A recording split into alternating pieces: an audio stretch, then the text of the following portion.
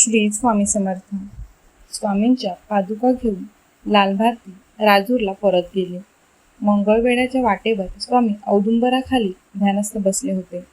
लोकांची वर्दळ नव्हती आणि कुणाला तशी कल्पनाही नव्हती की श्री दत्तावतारी स्वामी समर्थ गावाच्या सीमेवर ध्यान लावून बसले आहेत.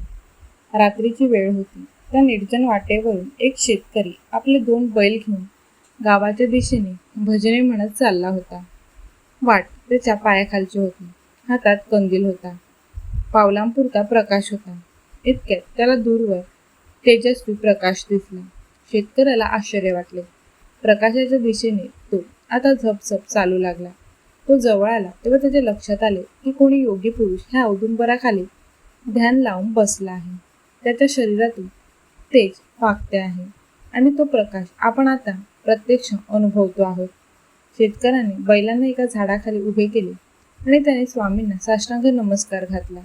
स्वामींच्या चरणांना स्पर्श केला. स्पर्श केल्याबरोबर काय घडले तर शेतकऱ्याच्या सर्वांगातून वीज सळसळत गेली. स्वामींनी डोळे उघडले तेव्हा त्यांच्या लक्षात आले की हिमालयात भेटलेले हरणाचे पाडस म्हणजे ह्या जन्मातला हा शेतकरी आहे. स्वामींनी त्याला जवळ घेतले. पाडसाच्या अंगावरून त्यांनी जसा प्रेमाने हात फिरवला होता तसा शेतकऱ्याच्या पाठीवरून स्वामींनी प्रेमाने हात फिरवला. त्याचबरोबर शेतकऱ्याच्या पूर्वस्मृती जाग्या झाल्या. त्याच्या लक्षात आले हे स्वामी समर्थ आहेत. त्याच्या मुखातून मंत्र बाहेर पडू लागला. दिगंबरा दिगंबरा श्रीपाद वल्लभ दिगंबरा. स्वामींनी हे आपल्या भक्ताला आशीर्वाद दिला, तुझे कल्याण होईल. स्वामी समर्थांनी आपल्या प्रत्येक परमभक्ताला दर्शन तर दिले, परंतु त्यांनी ज्यांना ज्यांना स्पर्श केला ते भक्त फार भाग्यवान होते.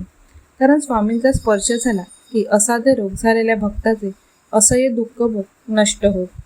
काहींच्या पूर्वस्मृती जाग्या होत.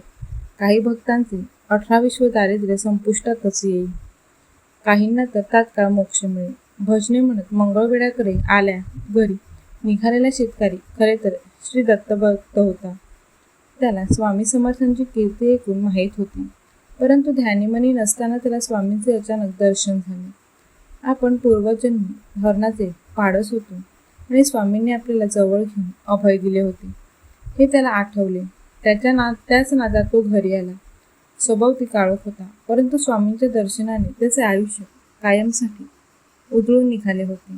त्याच्या आनंदाला आता वरले आकाश पुरत नव्हते.